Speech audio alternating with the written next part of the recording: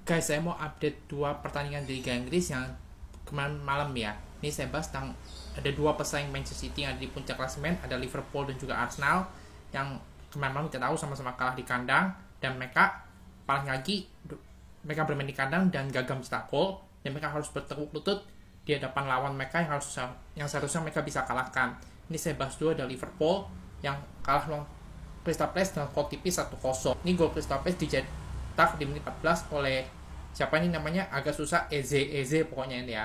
Saya lihat di highlight Liverpool memang banyak nyerang ya, karena posisi bola Liverpool unggul, namun ternyata Liverpool gagal memanfaatkan banyak peluang emas di depan gawang Crystal Palace. Sedangkan Crystal Palace itu mainnya cukup rapi dan mereka cukup bermain ya agak reaktif football, bisa memanfaatkan peluang sekecil apapun bermain dengan Liverpool, mereka bisa mencetak gol di menit 14. Dan Crystal Palace tuh nyaris 2-0 tuh ya, karena kesalahan Van Dijk karena terpleset tuh nyaris terulang kejadian Gerrard, dan untung bisa diselamatkan oleh pemain belakang Liverpool tuh Robertson ya.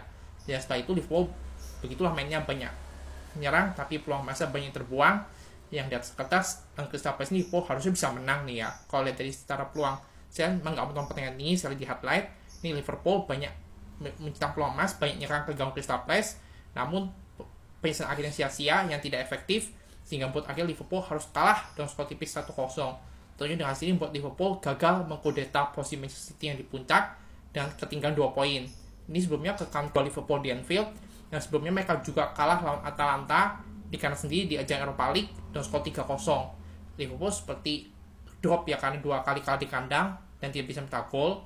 Nanti ini tentunya Liverpool harus bisa memberikan kepercayaan diri kembali setelah 2 kekalahan di kandang ini.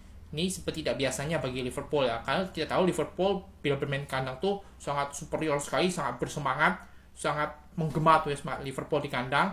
Namun ternyata 2 pertandingan terakhir di kandang di semua kompetisi, baik di Europa League dan Atalanta dan Crystal Palace, ini Liverpool kalah 2 kali nggak bisa mencetak gol.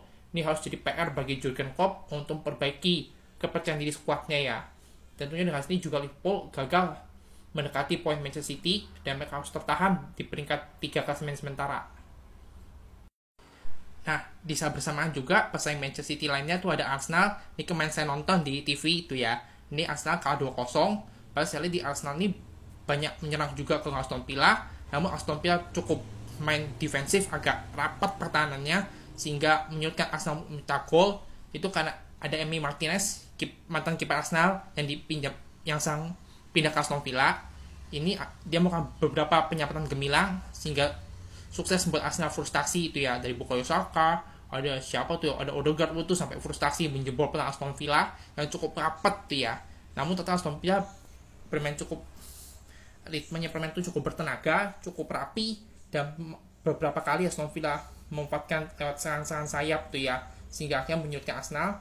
Dan bukti Aston Villa ini bisa mencetak gol di 84 dari Leon Bailey masuk di babak kedua, dan juga Oli Watkins nih ya. Ini 2 gol Aston Villa jadi di penghujung babak kedua.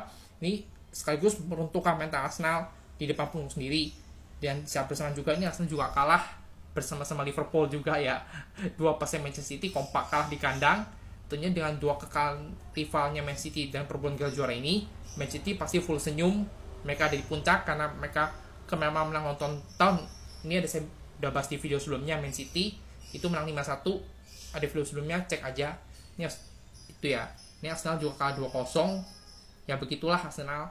Ya banyak menyerang juga, banyak peluang karena gagal memanfaatkan peluang, dan juga kegemilangan Emi Martinez.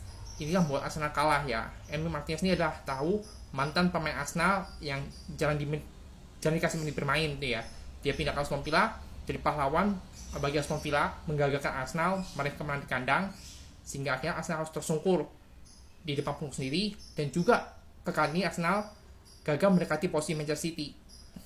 Nah tentunya dengan hasil tersebut dan kekalahan 2 rival Manchester City yang berbulan, Arsenal dan Liverpool, Manchester City sangat diuntungkan.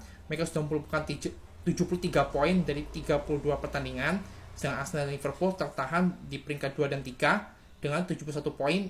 Mereka tertinggal 2 poin dari Manchester City.